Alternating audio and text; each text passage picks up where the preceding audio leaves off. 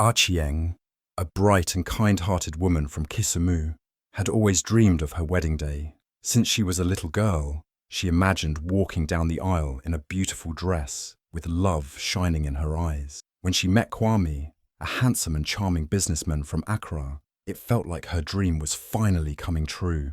He was sweet, respectful, and made her feel special. Their wedding was like something out of a movie. Flowers everywhere, music in the air, hundreds of guests and so many smiles. Everyone said they were the perfect couple. Achieng looked stunning, and Kwame couldn't take his eyes off her. But that night, everything changed. After the celebrations, they entered their honeymoon suite, holding hands, laughing softly. Achieng felt like the happiest woman in the world. But then, just as he leaned in close, Kwame whispered a name, softly, almost like a breath. Zola. Achieng froze. That name didn't belong to her. Her heart stopped. Her smile disappeared. She looked at him, confused, thinking she heard wrong. But Kwame turned away. He didn't explain. He didn't say sorry. That one word broke the fairy tale, and Achieng's world started to fall apart. Achieng froze. Her whole body went cold. She looked at Kwame, confused, shocked and scared. "What did you say?" she asked, her voice shaking. Maybe she had heard wrong. Maybe he said something else. Maybe it was just her mind playing tricks. But Kwame didn't look at her. He didn't speak. He just turned away, avoiding her eyes like he had something to hide. Achieng's heart was beating so fast she could hear it in her ears. She waited for him to laugh, to say it was a joke, or to explain.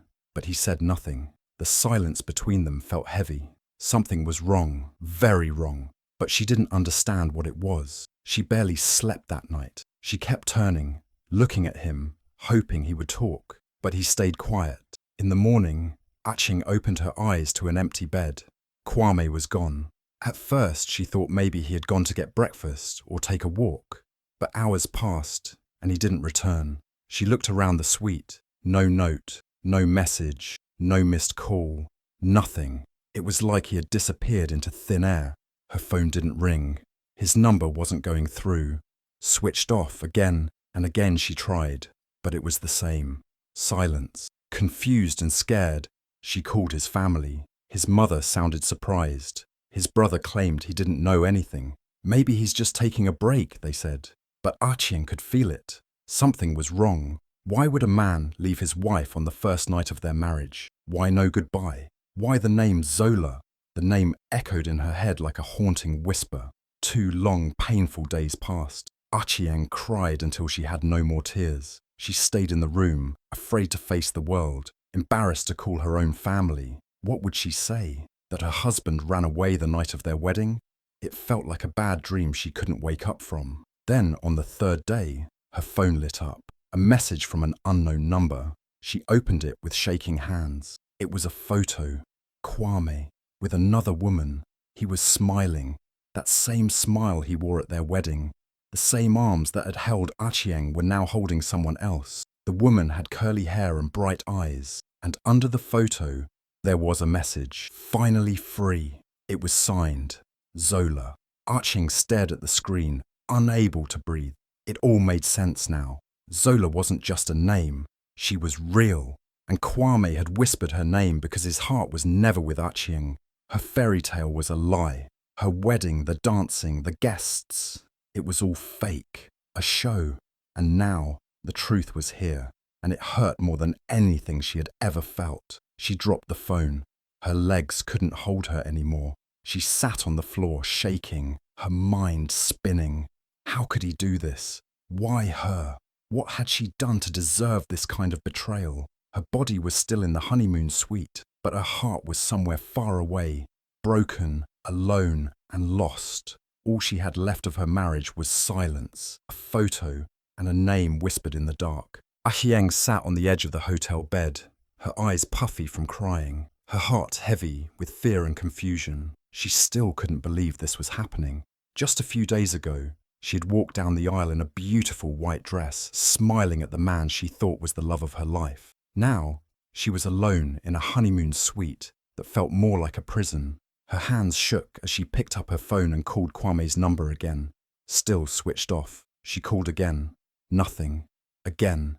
Still nothing. Her heart sank deeper each time. Where could he be? Why wasn't he answering? She tried to stay calm, but the questions were eating her alive. She took a deep breath and called his mother. "Mama Kwame, have you heard from him?" she asked, trying to sound steady. But the woman on the other end seemed just as surprised. "No, my dear. Isn't he with you?" she asked. Achieng didn't know how to answer that. Next, she called his brother, his cousins, even an old friend he had introduced her to. All of them claimed they didn't know anything. Some said maybe he just needed time to think. Others told her to wait. But none of them offered real answers. She felt like she was slowly drowning while everyone else stood by, pretending not to see. Days passed slowly. Achieng stayed in the room, curtains closed, phone in hand. She couldn't sleep, couldn't eat. The pain sat like a stone in her chest. Every sound in the hallway made her jump, hoping it was him. But it never was. There was no knock on the door, no message from him, no apology, no explanation, just silence. A heavy, painful silence that filled every corner of the room and her heart. Then, on the third evening, her phone buzzed. A message. Her heart skipped. She thought, maybe it's him. Maybe he's finally reaching out. But when she looked at the number, it wasn't saved. Unknown. With trembling hands, she opened it, and her breath caught. It was a photo, a clear, happy photo. Kwame, smiling, relaxed, his arms around a beautiful woman. They looked like a couple on vacation. The background showed a green garden, the sun shining, everything peaceful, so different from the darkness Achieng was trapped in. Her eyes stayed fixed on the woman. She was wearing a red dress, laughing with her head tilted slightly. There was a sparkle in her eyes. She looked comfortable, loved. The same arms that held Achieng on their wedding day were now holding her. And below the photo was a short message that broke everything inside Achieng, finally free. And then, the name, Zola. That name again, the one he had whispered that night. Now it had a face. Achieng felt her whole body go numb. Her chest tightened like someone had tied ropes around her heart. Her phone slid from her hands and dropped on the bed. This wasn't just a heartbreak. It was betrayal in its purest form. It meant he didn't just leave. He left for someone else. He had been planning this. She had given him her trust, her love, her heart, and he had thrown it away like nothing. She picked up the phone again and stared at the photo, her eyes filled with tears. But this time, it wasn't just sadness. It was anger too. How could he do this? How could he say all those sweet words? Dance with her, smile for pictures, take vows, and then disappear into the arms of another woman? And why the message? Why did Zola send it? To laugh at her pain, to prove she had won. Achieng felt like the walls were closing in. Every memory of Kwame now felt like poison. Every word he ever said felt fake. Her heart was shattered, but her mind started to sharpen. This wasn't just about love anymore. This was cruelty. She had been used, lied to, abandoned, and now mocked. But one thing was clear. She wasn't going to stay broken. She wiped her tears slowly and sat up straight. She took a deep breath. She didn't have all the answers yet, but one thing was sure. She deserved them. She deserved to know the truth. And if Kwame wouldn't give it to her, she would find it herself. Because even though he had vanished, the story wasn't over. Not yet. Betrayal burned deep in Achieng's heart, but she didn't let it destroy her. She cried, yes. She felt broken, yes. But she didn't crumble. After the shock wore off and the tears dried, something inside her changed. She wasn't going to sit and wait for answers anymore. She had questions, and she was ready to find the truth. So, without telling anyone, Achieng hired a private investigator, a quiet, serious man with sharp eyes and a calm voice. She gave him everything she had: Kwame's phone number, old messages, photos, anything that might help. And then she waited, heart pounding, praying for answers even if they hurt. Within a week, the truth began to unfold, and it was even worse than she had imagined. The investigator returned with photos, documents, and a story that shook her to her core. Kwame had been living a double life. While he was smiling in her wedding photos and calling her my love, he was secretly building a new life with another woman, Zola, in Kumasi. They had been together for years. Not just a fling, not just a mistake. This was planned, carefully, coldly. They had even bought land together in Kumasi. Achieng saw the papers with her own eyes. His name and Zola's name were right there. Together, they had big dreams to build a home, maybe a business, maybe a family. And Achieng, she was just a stepping stone, a piece in their game. Her heart wasn't just broken, it was used. Everything she believed in had been fake. The love, the promises, the marriage, all of it fake. The most painful part, the wedding wasn't for love. It was a trick, a mask. Kwame had married Achieng not to build a life with her, but to get access to her inheritance. Achieng's late father had left her a good amount of money and property. Kwame knew that. He had done his research, played his part, made her fall in love, and even managed to get joint access to some of her accounts during wedding preparations. The plan was cruel but clear. Marry her, charm her, get the money, and leave. When Achieng heard this, her body felt cold. How could someone smile at you, hold your hand, and all the while be plotting to rob you? She remembered how he looked into her eyes on the wedding day, how he danced with her, how he kissed her hand in front of the crowd. Every single moment now felt dirty, a lie, a perfect act by a perfect actor. But Achieng didn't cry this time. Her pain was turning into something new, strength. This was no longer just about love. This was about justice, about protecting herself, about showing Kwame and Zola that she was not the weak, soft woman they thought she was. They had broken her heart, but they would not break her spirit. She looked at the investigator and said, "I want every detail. I want to know everything they've done, where they live, how they planned this." He nodded. He had already started digging deeper. The more they found, the more Achieng's fire grew. She wasn't going to hide in shame. No, she was going to stand tall, because now the truth was on her side. They thought they fooled her, but they had no idea what she was capable of when pushed to the edge. The game had changed, and Achieng was ready to play. But Achieng was no fool. She had been hurt deeply, yes, but she was not broken. She had cried her tears.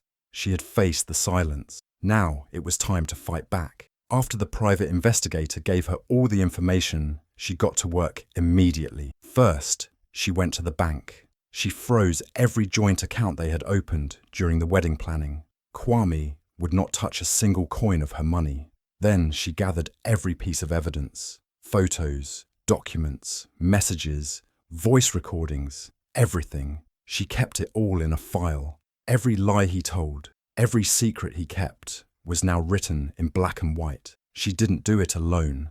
Achieng had a close friend from university who was now one of the top lawyers in Nairobi. She called her, explained everything, and without wasting a moment, her friend joined the fight. Together, they filed for an annulment. Not just any annulment, but one based on fraud. Kwame didn't marry for love, he married for money, and the law needed to hear that. Her lawyer prepared a strong case, and Achieng stayed strong through every step. Soon, the story started to leak. A friend of a friend in the media heard about it, and just like that, the story exploded. At first, it was whispers, a rich Kenyan bride left on her wedding night. Then someone got the details, the photos, the messages, and suddenly it was everywhere. Headlines screamed, "Groom disappears on wedding night. Bride outsmarts him." News channels in both Kenya and Ghana picked it up. Social media couldn't stop talking. Hashtags started trending. #justice for Achieng, #wedding scam, #Zola and Kwame exposed. People were shocked, angry, and curious. Women from all over Africa began sharing similar stories, and many praised Achieng for standing up and speaking out. She had turned her pain into power. While Kwame thought she would stay quiet and hide, she stood tall. She showed her face. She told her story, calmly, strongly, and with truth. And the truth hit Kwame and Zola hard. They had planned everything so carefully, but they didn't expect the storm that came. As soon as the media caught on, their lives turned upside down. Journalists started looking for them. Friends turned their backs. Even family members were embarrassed. Zola shut down her social media pages. Kwame stopped showing up at his usual spots. They both went into hiding, too scared to face the world, too ashamed to deal with the noise they had created. But for Achieng, it was not about revenge. It was about justice. It was about taking back her voice. She was not going to be known as the woman who got fooled. She would be known as the woman who fought back. Every time she walked into court, she held her head high. Every time she gave an interview, she spoke with grace. And the people saw it. They saw her strength. They saw her truth. Some even called her a hero. Others called her a symbol of modern African womanhood. Smart, fearless, and unshaken by betrayal. She didn't ask for any of this, but when the storm came, she stood in the middle of it like a warrior. Kwame and Zola never saw it coming. They had thought she was just another soft, naive bride. But Achieng had fire in her, and that fire was now burning through every lie they ever told. The world watched as the tables turned, from a sad, abandoned bride to a brave woman leading the fight. Achieng's story became a movement. It wasn't just her battle anymore. It was for every woman who had been lied to, cheated on, or used. And in just a few days, the world no longer whispered about her behind closed doors. They spoke her name out loud, with pride. Achieng didn't just survive the betrayal. She owned it, flipped it, and walked out stronger. This was no longer his story. It was hers. Today, Achieng walks with her head high, her heart stronger than ever. She turned her pain into purpose. After everything she went through, she decided no woman should ever feel the kind of betrayal she felt. So, she started a legal foundation in Nairobi that helps women protect themselves from marriage scams and financial traps. Her office is filled with files, stories, and voices of women who once felt voiceless. And Achieng is there, helping each one find justice. She gives them strength just like she found her own. Her story touched millions, and when she shared it on a TED Talk called He Whispered the Wrong Name, it went viral. Over 6 million people watched it, cried with her, and stood with her. She spoke so simply, so powerfully, that the whole world listened. She didn't hide her pain. She used it. And when people ask her today if she ever forgave Kwame, she smiles gently, without anger, and says, "I did, but I built a louder name with mine." Achieng is no longer the bride who was left behind. She is the woman who rose, spoke up, and changed lives. Her name now means power, not pain, and that's the legacy she chose.